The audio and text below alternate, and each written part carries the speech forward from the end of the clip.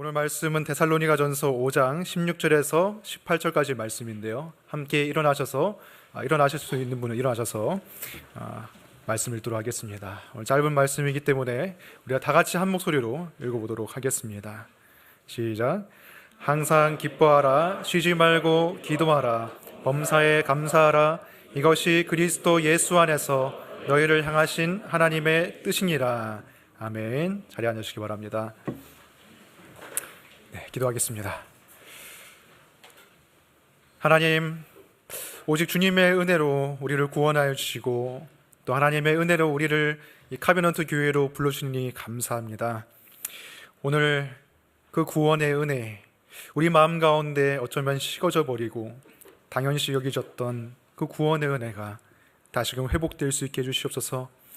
오늘 이 말씀을 통하여서 우리의 마음이 다시 녹여지고 하나님의 형상대로 빚어져 갈 수 있도록 인도해 주시옵소서. 예수님 이름으로 기도합니다. 아멘.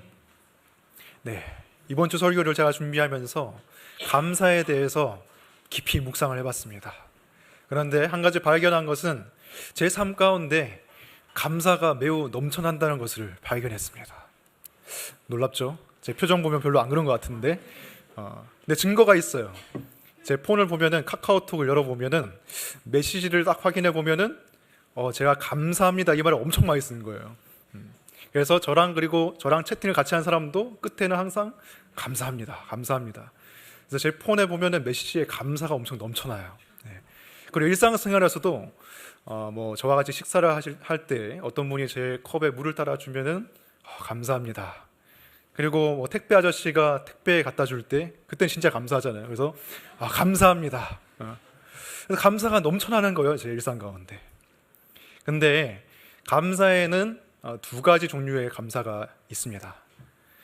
제가 아까 말씀드린 것 같은 예의상하는 감사가 있고요. 그리고 예배를 향한 감사, 예배를 위한 감사, 그러니까 하나님을 예배하는 감사가 있습니다. 예의를 위한 감사와 예배를 위한 감사. 예배를 위한 감사는 여러분이 그것을 느껴보신 분은 알 것입니다.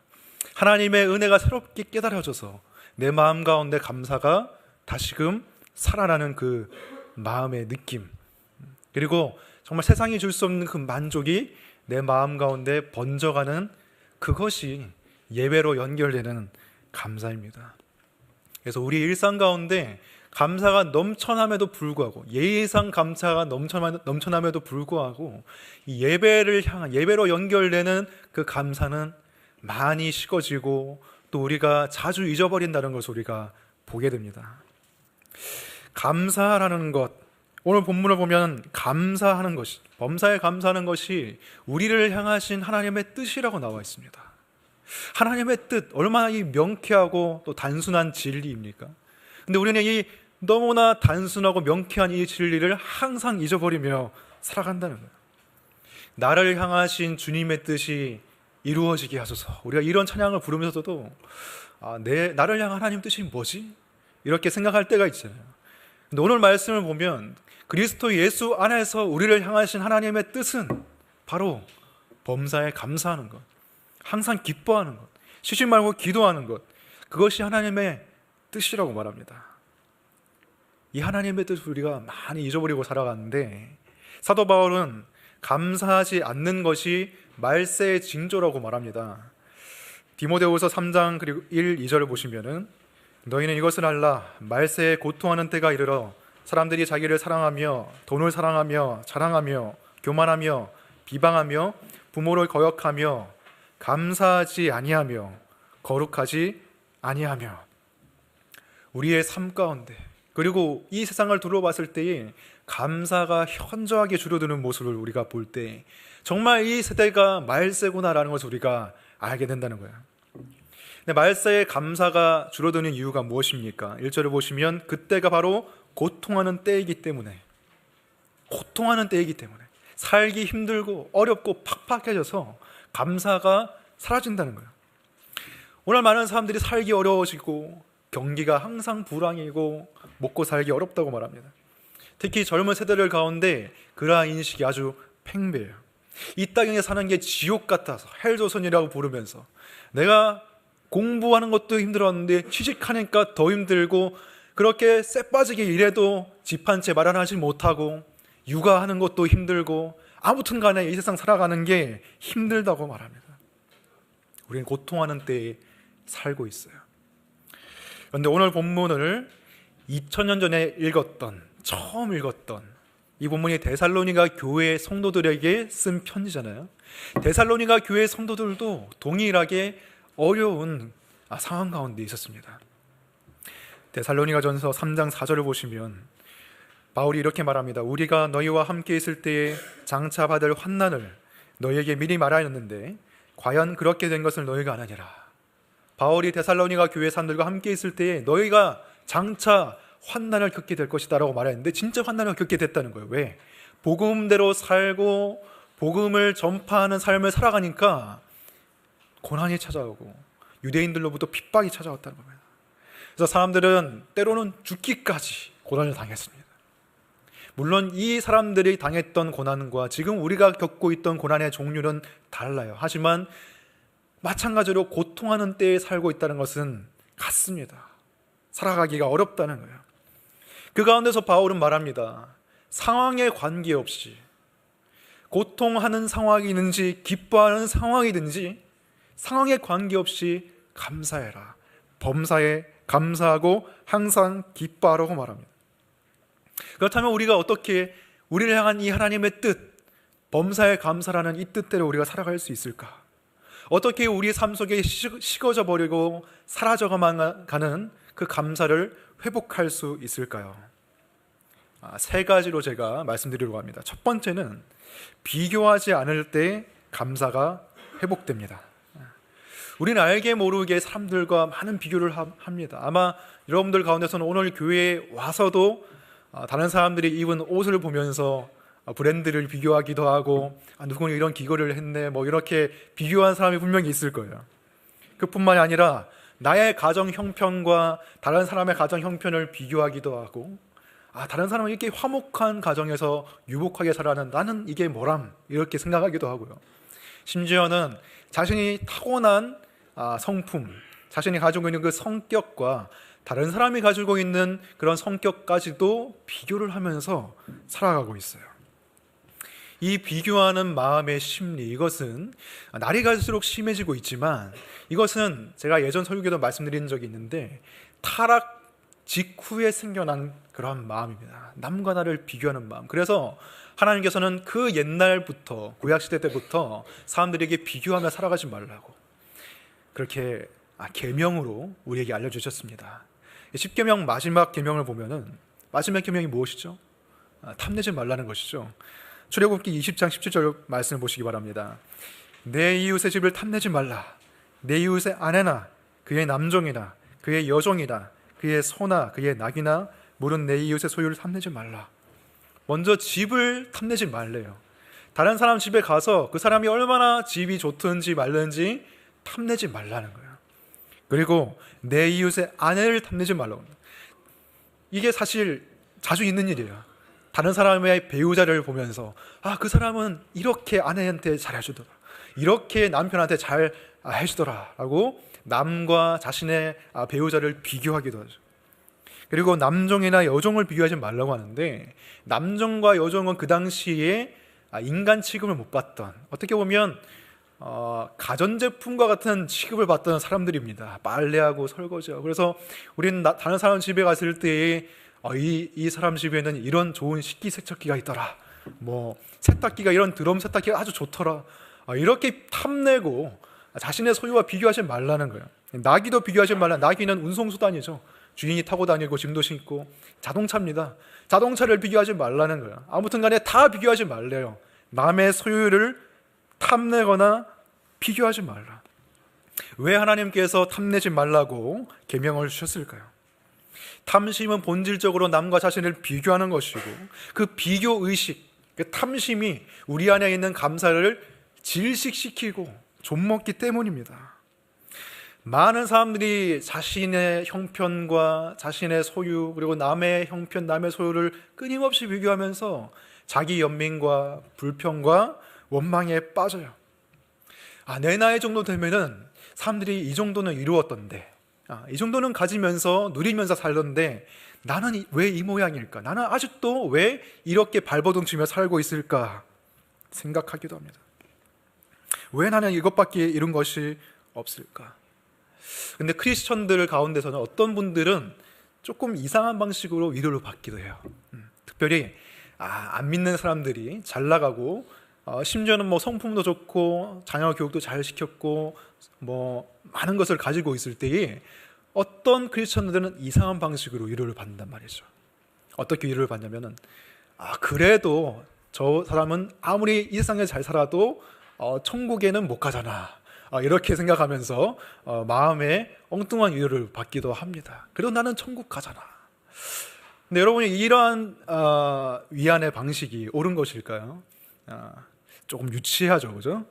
옳은 방식은 아닙니다. 왜냐하면 그 잘 사는 사람에게도, 부자에게도, 또는 많이 성취한 사람에게도 복음이 필요하잖아요. 우리는 그 사람들에게도 복음을 전해야 됩니다. 그 사람을 시기하고 질투하고 또는 깎아내리는 방식으로 위안을 얻는 것이 아니라 복음을 나누고 생명을 나눠야 돼요. 그런 방식으로는 우리가 위로를 받을 수가 없습니다. 왜 그렇습니까? 한번 생각해 보세요. 그러면 같은 크리스천인데도 나보다 더 잘 살고, 나보다 더 성취하고, 나보다 더 자녀가 성공했고, 나보다 더 성품이 좋은 것 같이 보이는 그런 사람들을 볼 때 우리가 어떻게 위로를 받겠습니다? 다 같이 천국 가는데, 그죠? 다를 게 없잖아요. 그런 식으로 비교해서는 우리가 아무런 위안도 받을 수가 없습니다. 아무런 감사를 드릴 수가 없어요. 마태복음 25장을 보면 예수님께서 달란트의 비유를 말씀하십니다. 그 비유를 보면 주인이 종들에게 각각 달란트를 나눠줘요. 어떤 사람에게는 5달란트, 다른 사람에게는 2달란트, 그리고 마지막 사람에게는 1달란트를 주인이 나눠주고 주인이 타국으로 가게 됩니다. 그래서 마지막에 돌아올 때에 종들이 그 전까지 자신이 받은 달란트로 장사를 해서 이문을 남겨야 됐었는데요, 주인이 돌아와서 각각 자신이 받은 달란트대로 종을 평가를 합니다. 5달란트 받은 사람, 그리고 2달란트 받은 사람, 1달란트 받은 사람. 근데 공통점이 무엇입니까? 각각 다르지만 결국에는 하나님이 주셨다는 거예요. 하나님이 맡기신 달란트라는 것을 우리가 기억해야 됩니다. 그 사람이 본래 자신이 잘나서 가지고 있는 게 아니고 하나님이 맡기신 것이고 그 사람들은 다 청직이에요. 그렇지만 현실적으로 차등은 있다는 것입니다. 어떤 사람은 5달란트, 다른 사람은 4달란트, 어떤 사람은 또 1달란트. 주인이 돌아왔어요. 5달란트 가진 사람을 평가합니다. 그 사람은 장사를 열심히 해가지고 5달란트를 또 남겼어요. 그 사람에게 주인이 칭찬해 줍니다. 마태복음 25장 21절에서 잘하였도다 착하고 충성된 종아, 네가 적은 일에 충성하였음에 내가 많은 것을 내게 맡기리니 내 주인의 즐거움에 참여할지어다. 주인이 아주 큰 칭찬을 해줬어. 잘하였도다. 그런데 2달란트 받은 사람도 장사를 해가지고 2달란트를 남겼어요. 5달란트 받은 사람보다는 덜 남겼지만 2달란트를 남겼습니다. 그때 주인이 칭찬해 줍니다. 잘하였도다 착하고 충성된 종아, 네가 적은 일에 충성하였음에 내가 많은 것을 내게 맡기리니 내 주인의 즐거움에 참여할지어다. 여기서 주인의 칭찬에 조금이라도 차등이나 차이가 있습니까? 토시 하나 틀리지 않고 같은 칭찬을 5달란트 그리고 2달란트 받은 사람에게 각각 해줬어요. 이것은 무슨 말입니까? 각각 받은 것은 양이 틀릴지 몰라도 그 받은 것에 자신이 충실되이 행하면 주인은 같은 칭찬, 같은 상급으로 주실 것이라는 것입니다. 하나님께 많이 받은 사람도 있고 비교적 적게 받은 사람도 있습니다. 하지만 자신이 받은 것에 비교하지 않고 그것에 충실되이 행한다면 하나님께서 평가하시는 것은 같다는 거예요. 하나님의 칭찬은 같다는 것입니다. 그런데 1달란트 받은 사람은 어떻게 했습니까? 1달란트 받은 사람은 아무것도 남기지 않았어요. 1달란트 받은 그것을 심지어는 은행에 맡겨서 이자를 받을 수 있는데도 그것도 안 하고 그냥 땅에 묻어뒀습니다. 그래서 주인이 꾸질하죠. 책망합니다. 이 무익한 종을 바깥 어두운 데로 내쫓으라. 거기서 슬피 울며 이를 갈리라 하니라. 왜 이 사람이 아무것도 이익을 남기지 못했을까요? 상상해 보건대 아마도 5달란트 받은 사람, 2달란트 받은 사람과 자신의 달란트를 비교하면서 자기 연민과 불만과 원망에 빠졌을까? 나는 왜 1달란트밖에 못 가졌을까? 나는 왜 5달란트가 아닐까? 나는 왜 1달란트밖에 안 주셨지? 이걸로 뭘 할 수 있담? 이렇게 생각하면서 아무것도 안 한 거예요. 이 1달란트 받은 사람도 열심히 장사해서 충실대에서 1달란트를 남겼더라면 주인이 똑같은 칭찬을 해줬을 것입니다. 그런데 이 사람은 자기 연민과 불만과 원망에 빠져서 아무것도 안 했던 것입니다. 하나님이 보시는 것은 우리가 얼마나 많이 남기는가가 아니라 우리가 받은 것을 얼마나 충실히 행하느냐입니다. 여러분 중에 많이 받은 사람이 있습니까? 많이 받았다고 자랑하지 마세요. 왜? 여러분이 얻어낸 게 아니라 하나님이 맡기신 것이기 때문에. 적게 받은 사람이라고 해서 스스로 불쌍히 여기지 마시기 바랍니다. 적게 받은 사람은 적게 받은 만큼 충실되이 행하면 되는 거예요. 그게 하나님의 기준입니다. 많이 소유했다고 좋은 것이 다 아닙니다. 많이 받은 사람은 많이 받은 만큼 그만큼의 책임이 따르는 거예요. 그만큼의 평가 기준이 더 엄격한 것입니다. 하나님의 평가 기준이. 그리고 그만큼의 고통이 있어요. 적게 받은 사람도 자신만의 고통이 있고 자신만의 책임이 있는 것입니다. 그리고 우리가 한 가지 놓치기 쉬운 점이 있는데 1달란트라고 해서 작은 게 아니에요. 많이 받은 사람과 비교하면 그게 작아 보이지만 1달란트는 은이나 금을 측정하는 단위인데 그것을 환산하면 금으로 환산하면 30kg입니다. 30kg의 금이 1달란트인데 그것을 오늘날의 가치로 환산하면 15억이에요. 작은 돈이 아닙니다. 여러분 중에 1달란트 받았다고 생각하는 사람, 남과 비교하면 자신이 작아 보일지 모르지만 하나님이 큰 걸 맡겼어요. 이미 남과 비교하면 감사하지 못하는 거예요. 근데 여러분, 그것에 충실되이 행하시기 바랍니다. 하나님이 원하시는 것은 그것으로 어떤 위대하고 큰 다른 사람이 우러러보기 좋은 그런 일을 행하라고 하신 게 아니라 오늘 말씀에 보면 네가 적은 일에 충성하였음이라고 말합니다. 여러분이 생각하는 작아 보이지만 그 적은 일에 충성되게 행하면 하나님이 같은 칭찬을 해주신다는 것입니다. 여러분, 이것을 기억하실 때에 비교의식을 버리고 여러분께 맡겨진 것에 충성되게 행하면 여러분 가운데 감사의 마음이 다시금 회복될 것입니다. 두 번째로 당연하게 여기지 않을 때의 감사가 회복됩니다. 우리는 비교와 경쟁의 시대를 살고 있을 뿐만 아니라 모든 것을 당연히 여기는 시대에 살고 있어요. 우리가 매일 먹는 음식만 해도 그 음식이 어떤 과정을 통해서 우리 식탁에 올려져 있는지를 우리는 생각하지 못합니다. 여기 과일, 채소 이런 게 있는데 이러한 것들이 어떤 수고를 통해서 재배가 되고 얼만큼 햇빛을 받고 바람을 받아서 자라났는지, 그리고 어떤 유통 과정을 겪었는지, 어떤 조리의 과정을 겪어서 내 식탁에 올려져서 내가 먹고 생명을 얻는지 우리는 잘 생각하지 않습니다. 왜냐하면 요즘 사람들은 사실 요리도 잘 안 하거든요.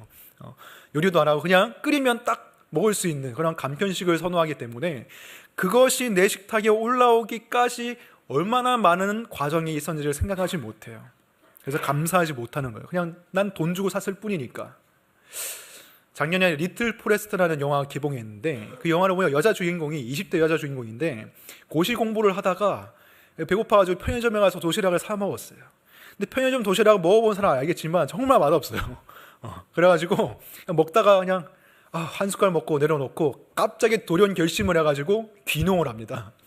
원래 시골에서 자랐기 때문에 시골로 내려가 버려요. 그래서 시골에서 그 제철 과일들과 제철 재료들을 손질해가지고 맛있게 요리를 해먹는데 보면 힐링이 돼요. 너무 맛있게 잘 먹어가지고. 근데 어떤 요리를 먹기 위해서는 계절이 지나기까지를 기다려야 됐어요. 봄까지 기다려서 그 봄에 나는 딱 그때 먹을 수 있는 음식으로 맛있게 오랜 시간 동안 들여서 요리를 해서 딱 식탁에 놓아놓고 그래서 한 숟가락 딱 떠먹을 때 그 주인공의 모습을 보면 그 표정이 감사로 가득해요.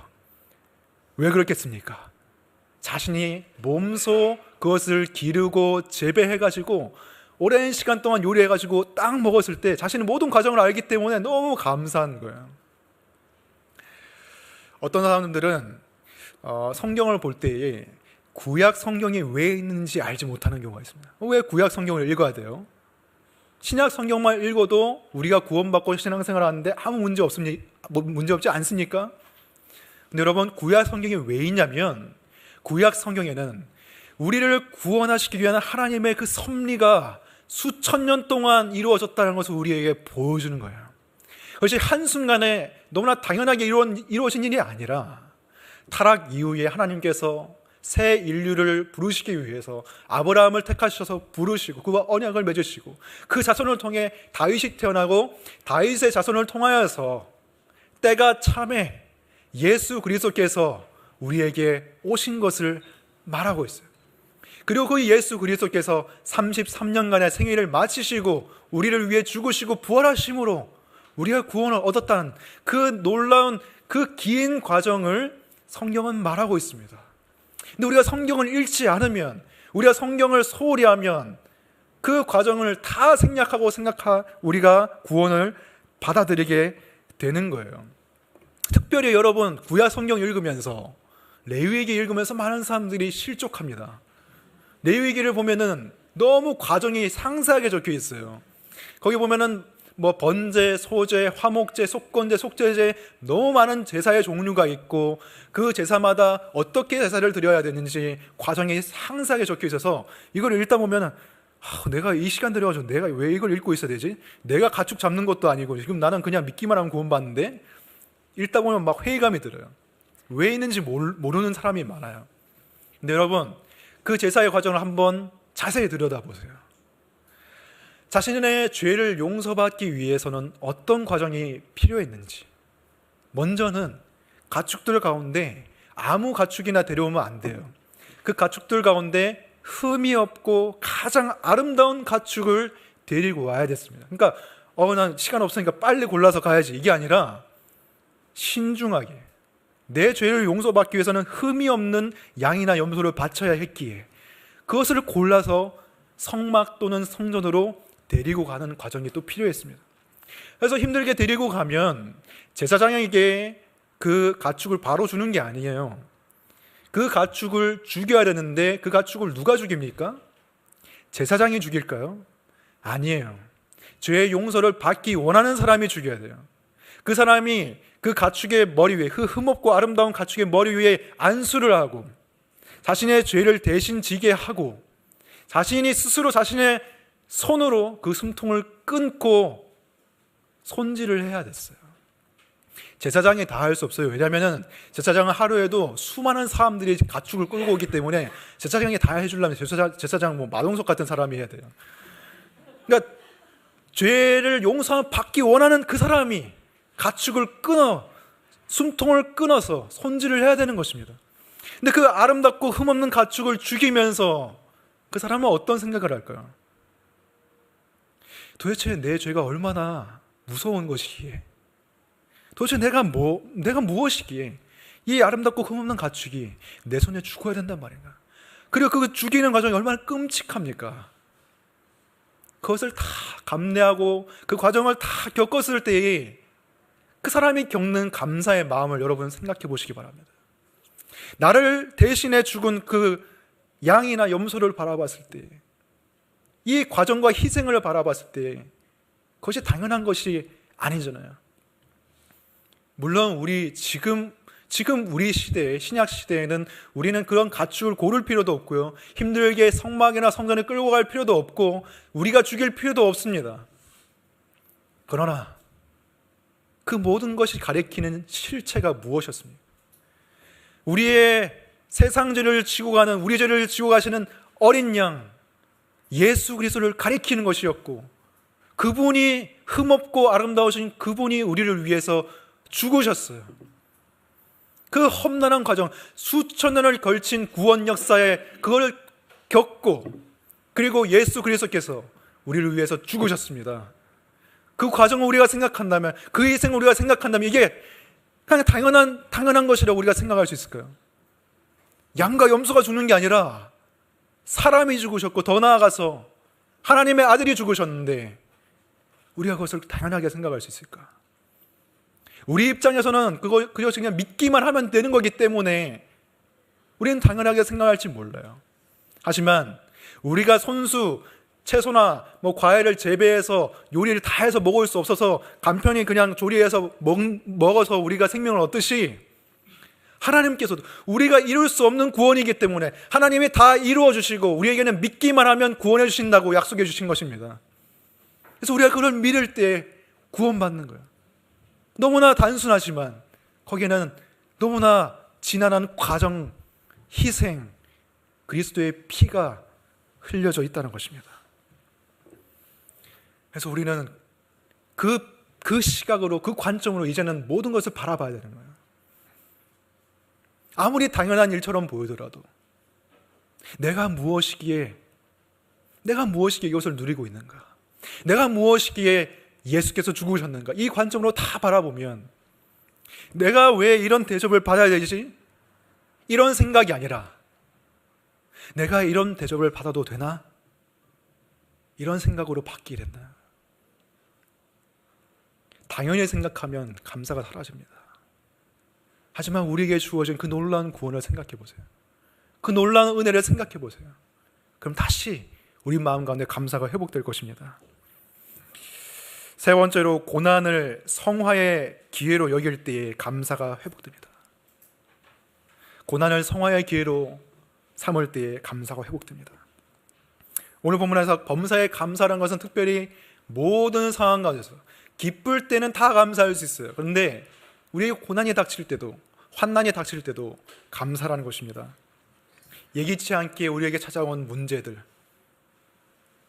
갑자기 많은 돈이 나가야 되는 상황, 아니면 가족 또는 나 자신이 질병에 걸려서 아픈 상황, 아니면 갑작스런 예기치 않았던 시련이나 이별, 이런 문제들을 우리는 고난이라고 하는데 우리의 삶 속에 이런 고난들이 크고 작게 다 아주 가득 차 있습니다. 고난은 언제든지 우리에게 닥칠 수 있고 아무리 믿음이 좋은 사람이라고 할지라도 고난은 피해가지 않아요. 기독교의 거장들 강의를 들어보면 여러분 아시겠지만 믿음이 좋은 거장들일수록 많은 고난을 겪고 많은 슬픔과 아픔을 겪었다는 것을 볼 수가 있어요. 하나님을 섬기려고 하는데 일이 잘 안 풀리고 자녀가 죽고 아내가 죽고 이런 많은 모습들을 우리가 보게 됩니다. 특별히 욥기를 보면 욥이 순전하고 의로운 자연데도 불구하고 많은 고난을 겪게 되죠. 그래서 우리는 그것을 보면서 함부로 말할 수가 없어요. 왜 고난을 겪는지. 특별히 고난을 겪는 사람 앞에 가서 당신이 이것 때문에 고난을 받는다고 말할 수는 없어요. 하지만 믿지 않는 사람과 믿는 사람 모두에게 고난이 찾아옵니다. 그러나 어떤 사람은 고난이 왔을 때에 자기 연민과 불평과 원망과 그러한 것들로 나아갈 수 있지만 어떤 사람은 고난 때문에 그것을 기회로 삼아 감사와 기쁨과 예수 그리스도를 닮아가는 그 길로 나아갈 수가 있다는 거예요. 어떤 사람은 그 믿음 때문에 자신 안에 생겨나는 그 알 수 없는 그 생명력 때문에 감사와 성화의 길로 나아간다는 것입니다. 그러한 사람들의 공통점은 이것입니다. 자신에게 받아들이는 모든 상황을 이렇게 받아들인다는 것입니다. 나에게 일어난 모든 상황은 나로 하여금 예수님을 닮아가도록 만드는 과정이다.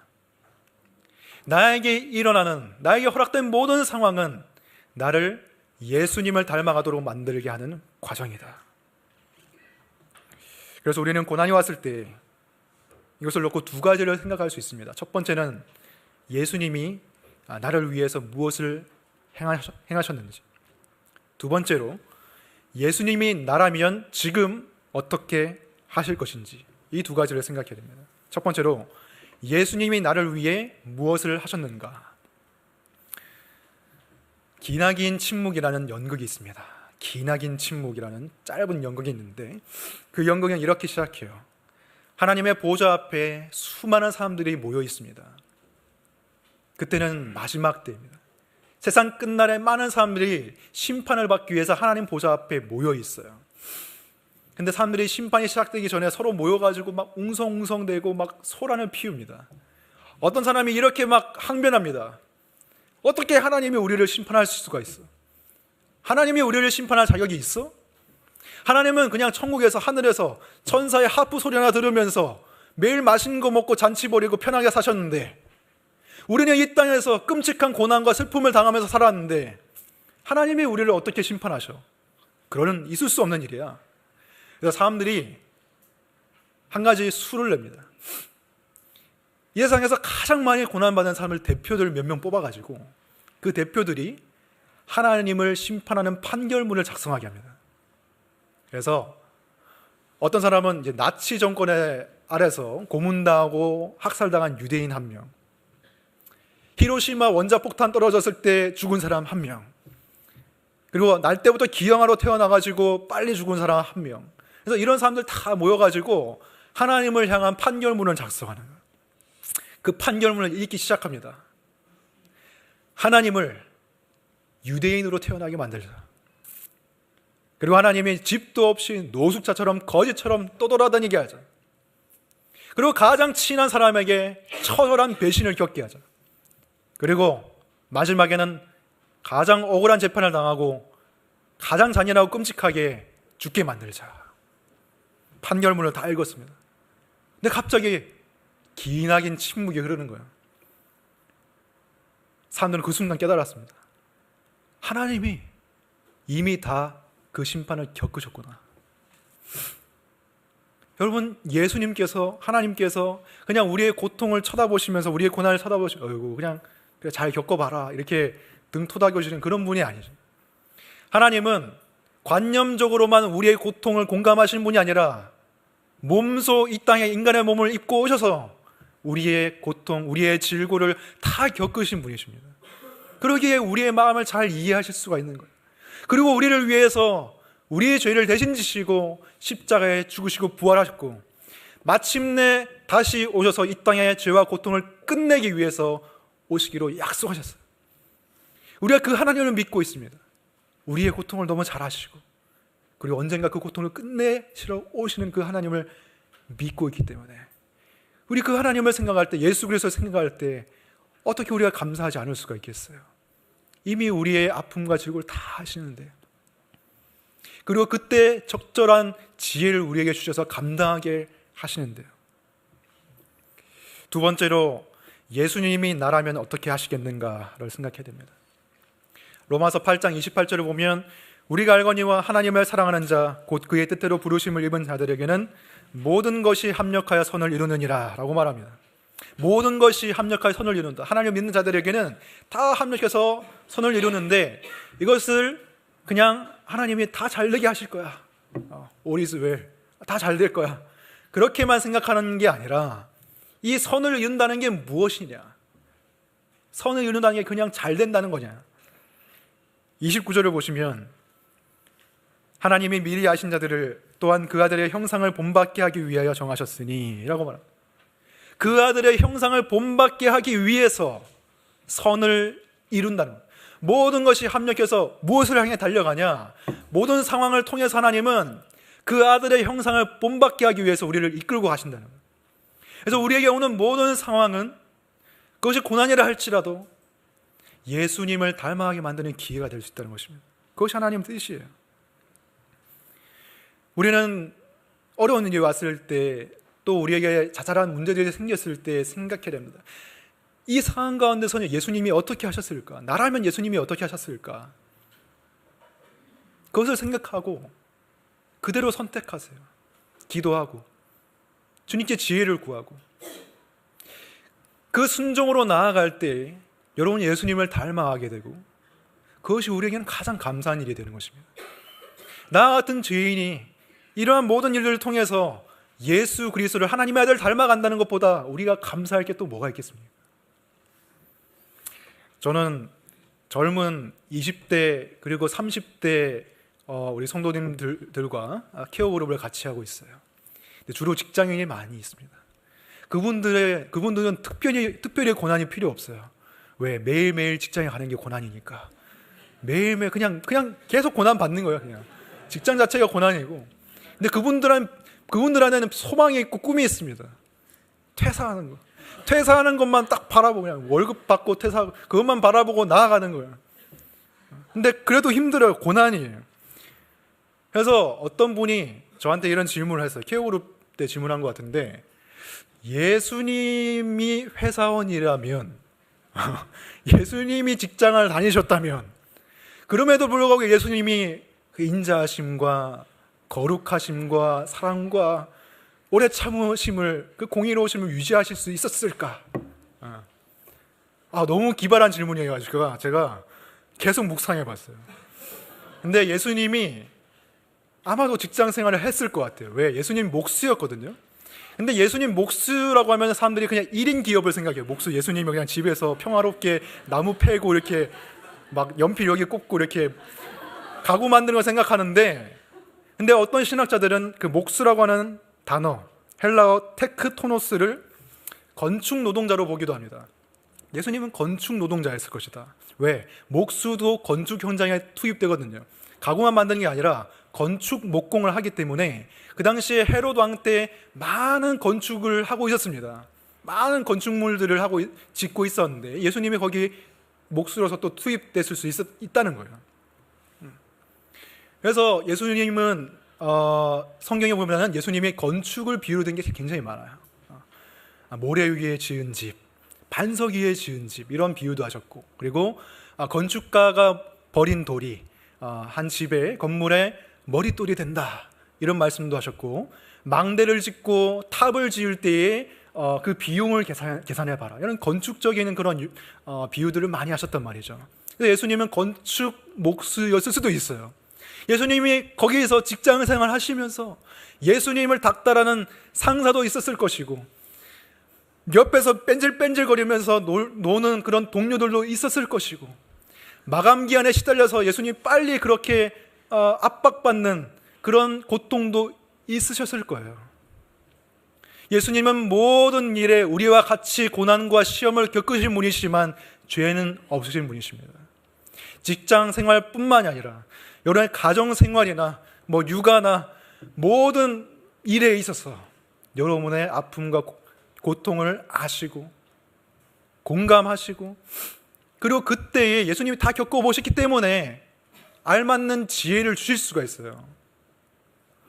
그 가운데서 어떻게 감사로 나아갈 수 있는지, 그 가운데서 어떻게 성화를 이뤄낼 수 있는지, 예수님이 나라면 어떻게 하셨을까 생각하고 또 기도해 보시기 바랍니다. 예수님, 지금 이 상황에서 제가 도저히 감사할 수가 없는데 예수님이라면 어떻게 하셨을까요?